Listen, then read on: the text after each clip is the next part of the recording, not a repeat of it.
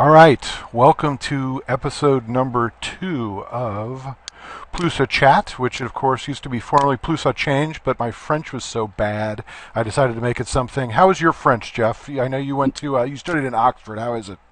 My French is goddamn atrocious. I really, when the French words come up, I try to do like a really overdone cartoon French accent so that the joke will cover up the fact that I don't actually know how to pronounce words like fin du siècle. Exactly.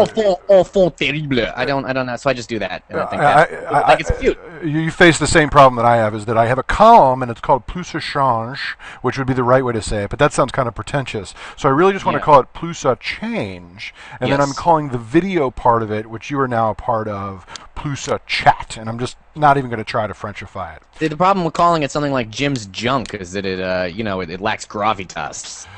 Yes, and is open to brand confusion, I'm afraid.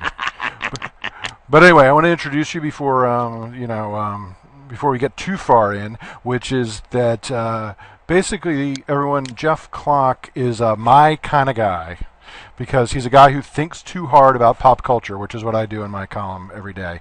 He's an assistant professor at the Borough of Manhattan Community College and the author of How to Read Superhero Comics and Why.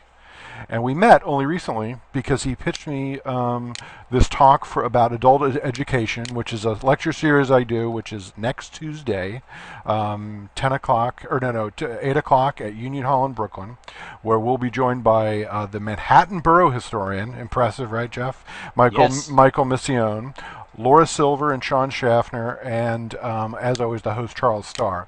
But the reason Geoff is here today is that he pitched me a talk about William Moulton? How do you say it?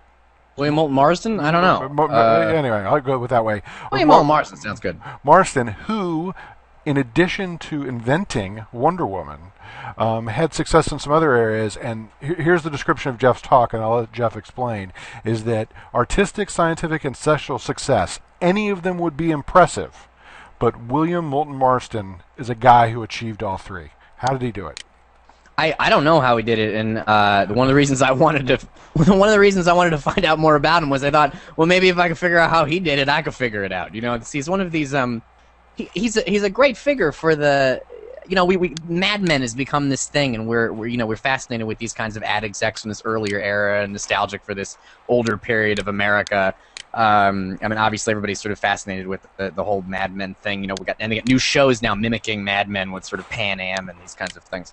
And William Moulton Marston is from an even earlier era. He would be he's from the 40s, and earlier than that. And Marston, he's just fast. He was able to do, I guess you consider yourself successful if you can do one thing really well. And I had a friend of mine who was the guy in college. He did two things. He did puppetry and drumming, and you wouldn't think that anybody, either one of those is a stupid idea, and he shouldn't have been successful. And he managed to be incredibly successful at both of them. He drums with famous people, and then he does puppet shows for famous people with Danny Elfman's doing the music for his puppet show, and he's on Letterman playing the drums, and it's just fast, And William Moulton Marston's like that. He's able to do, he's going to invent Wonder Woman, which one of the most famous comic book characters of all time. And he invents the lie detector, which he was a psychology. He got a psychology degree from Harvard, and he invents the lie detector. This is something they still pop up on Law and Order Special Victims Unit, and they got the guy chained in the thing with the blood pressure in the little scribblies.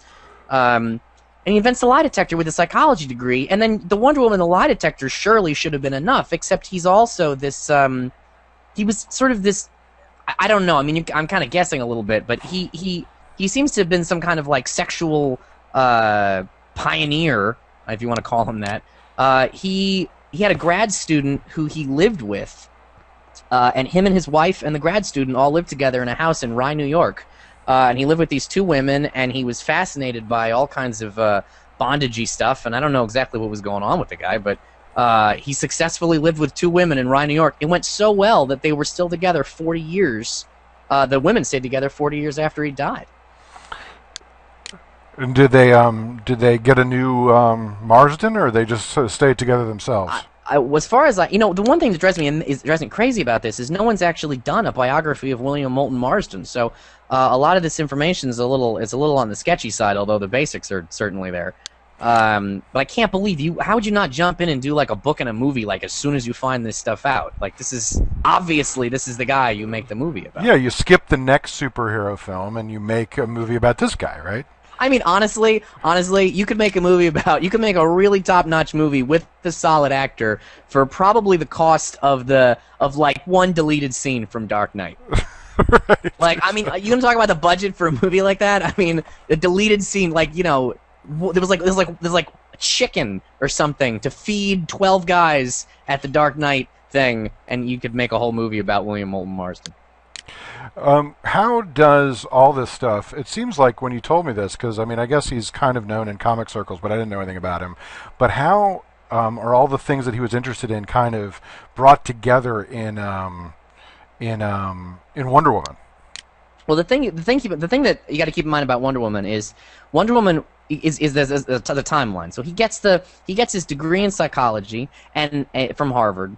And then he invents this thing called the DISC test, which is this like employee evaluative thing, and he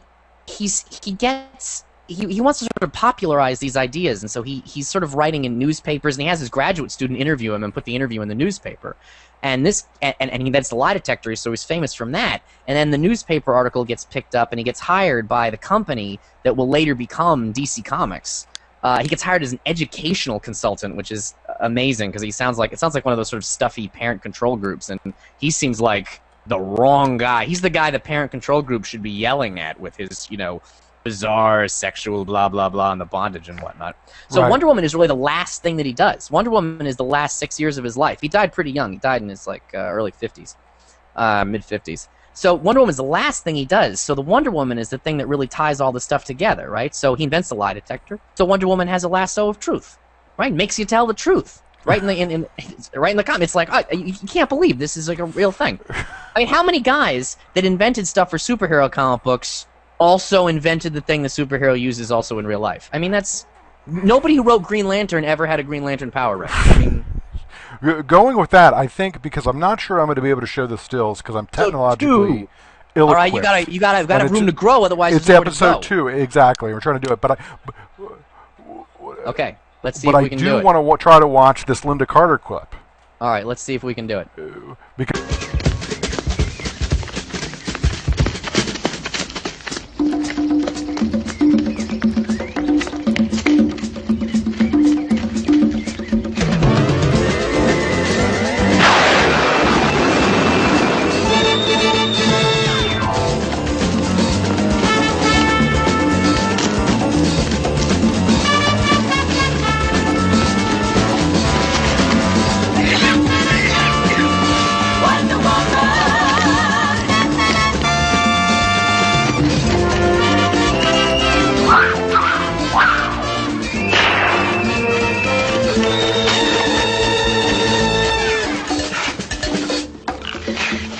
You must now tell the truth.